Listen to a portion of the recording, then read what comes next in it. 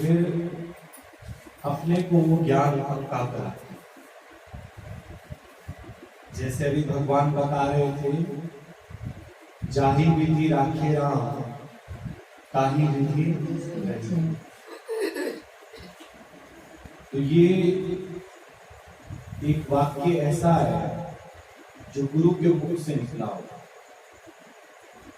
तो गुरु इसमें ये समझाना चाहता है तुमको कि जैसा भी समा क्यों ना आ जाए, जैसी भी परिस्थिति क्यों ना आ जाए, भगवान की ओर से, कुदरत की ओर से, प्रकृति की ओर से जैसी भी हालत आ जाए, उस हालत में तुम वैसा ही अपने आप को ढाल लो।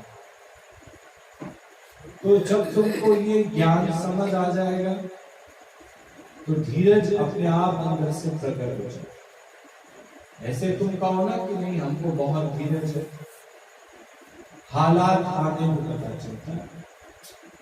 अब जब शुरू में ये हालात आए थे तो कितना बड़ा मुश्किल था, लेकिन अब जैसे जैसे समय बीतता जा रहा है और रोज तुम ये ज्ञान सुनते जा रहे हो, तो तुम अपने अंदर वाले को ये पक्का कराते हो। वो भी क्या सकता, जाही विधि राखे राम ताही विधि। जिस तरह से भगवान रखना चाहता है उस तरह से ही रहे। तो अपने आप ही धीरज सबको आ गया, और धीरज आने से आप देखो अंदर का जो आनंद है वो प्रकट हो जाए। तुमने कभी भी धीरज रखा होगा, देखा होगा अंदर का आनंद भी तुम्हारा क्या हो गया होगा, प्रकट। पर जब जब तुमने धीरज खोया होगा तो आनंद फील नहीं किया, अनुभव फील किया। तुम्हारे अनुभव में आनंद नहीं आया, जबकि है सुख सागर, कोई चीज की कमी नहीं है, सारा ही सुख सागर, पर तुमने फील नहीं किया। जैसे पानी में रह के भी मछली कहे मैं तो प्यासी हूं, तो ये बहुत अचरज की बात है कि जल में रहकर भी मछली को प्यास, सारा सुख सागर होते हुए भी अगर हम उस सुख की अनुभूति ना करें, उस परमानंद की प्राप्ति ना करें, तो ये हम सब के लिए भी अचरज की बात है। तो ऐसा इसलिए किसी ने हमारे विवेक को जागृत नहीं। आज भी अनंत लोग दुखी होंगे, पर जो ज्ञान में आ गए, जिनको समझ आ गई, तो उनको धीरज है, और धीरज रहने से ही उनके अंदर आनंद की लहर आई।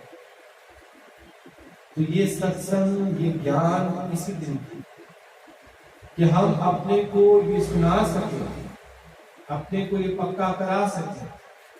पढ़ तो बहुत लिया कि जाही विधि राखे राम ताही विधि है, बहुत हम लोगों ने कीर्तन मंडलियों में भी, भजनों में भी बहुत गा लिया, सुन लिया, पढ़ लिया।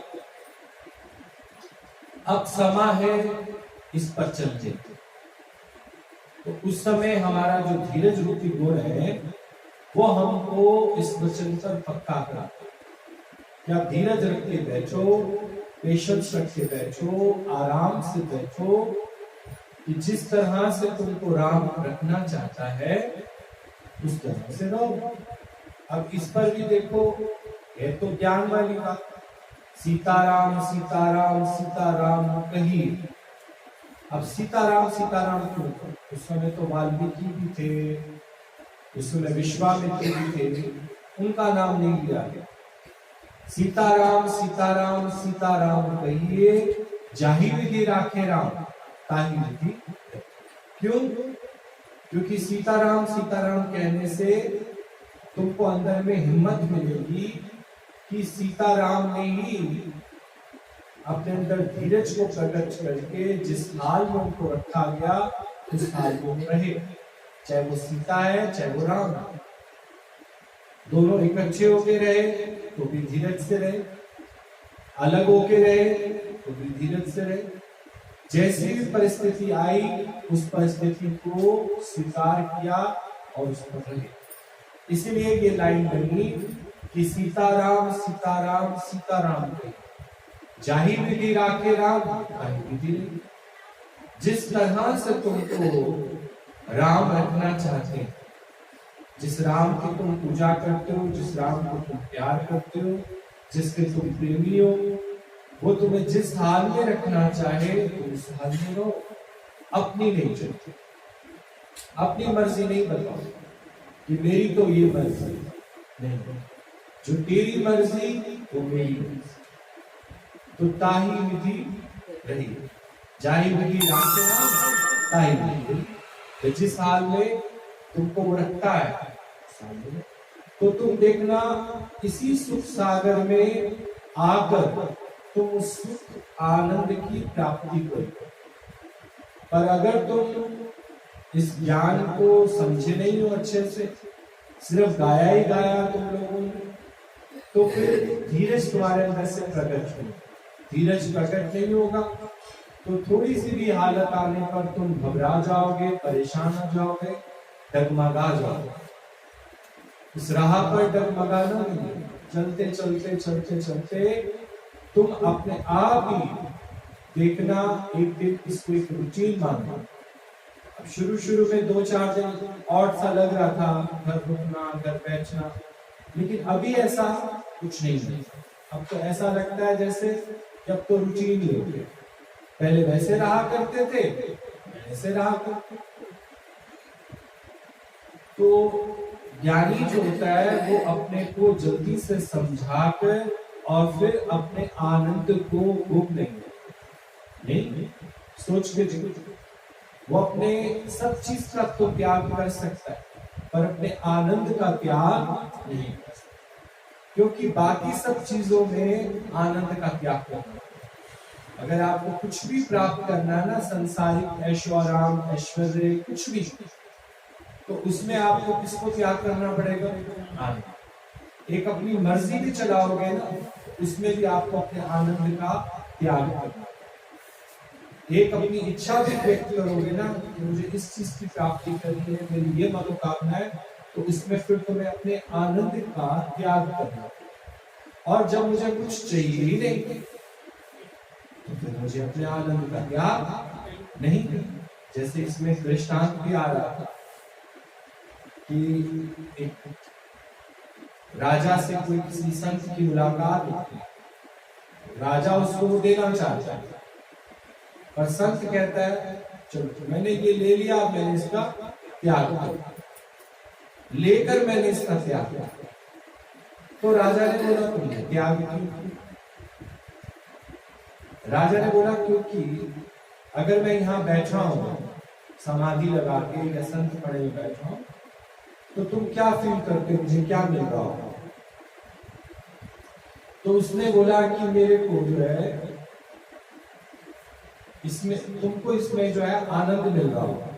अगर तुम ये सब तुमने संसार छोड़ा है, संसार की बातें छोड़ी है, तो तुम्हें इसमें आनंद मिला होगा। पर तुमने जो मुझे दिया, राजा ने जो उसको दान करके कोई चीज दी, तो क्या सोचते? आज तुम एक कप दूध किसी को दान करते हो, पीपल को जल चढ़ाते हो, सूर्य देवता को नमस्कार करते हो, तो क्या सोचते? संसार को प्राप्त करते, आनंद को प्राप्त करने के लिए नहीं करते। किसको प्राप्त करने के लिए करते हो? संसार को प्राप्त।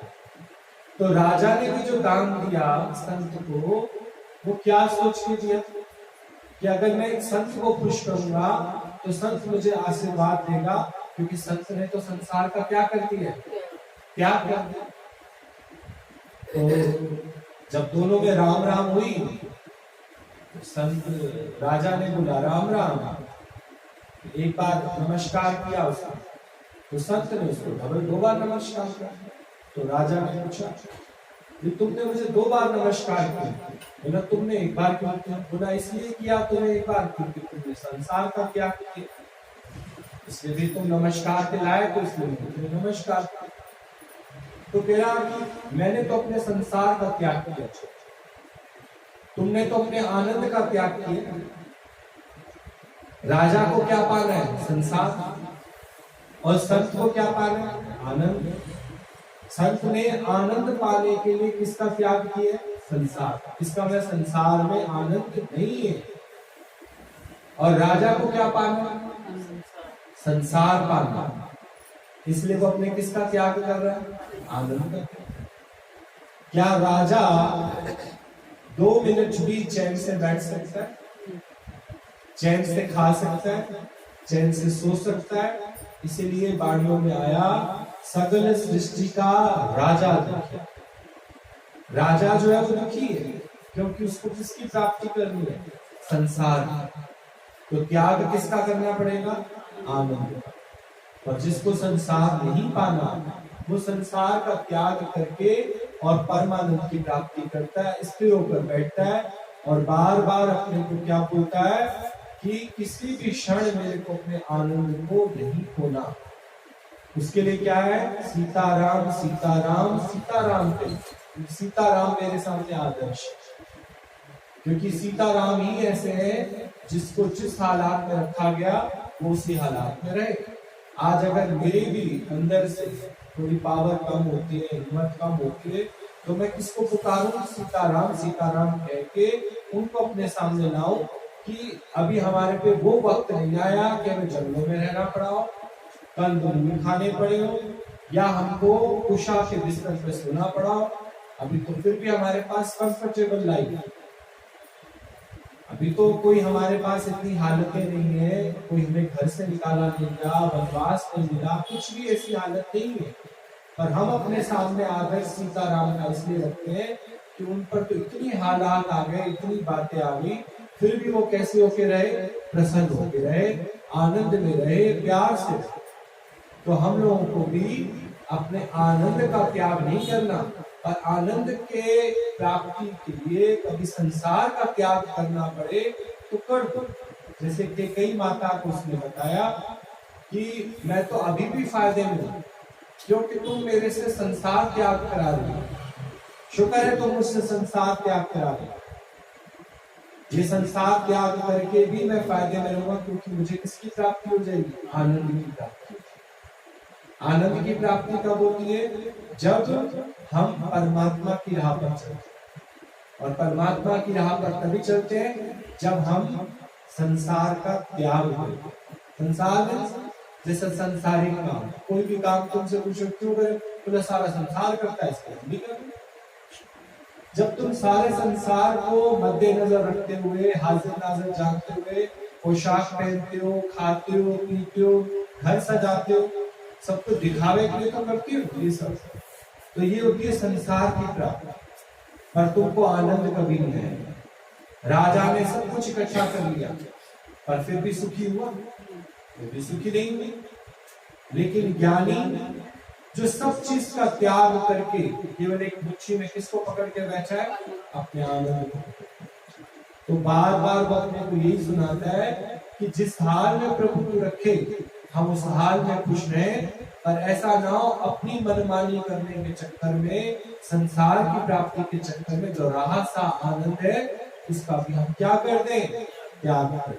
तो इसलिए राजन, मैंने आपको 2 बार नमस्कार इसलिए किया क्योंकि आप मेरे से भी बड़े त्यागी हैं। मैंने तो सिर्फ संसार का त्याग किया है, पर आपने तो संसार को पाने के लिए अपने आनंद का ही क्या कर दिया है? त्याग। ठीक, क्या बोलते हो?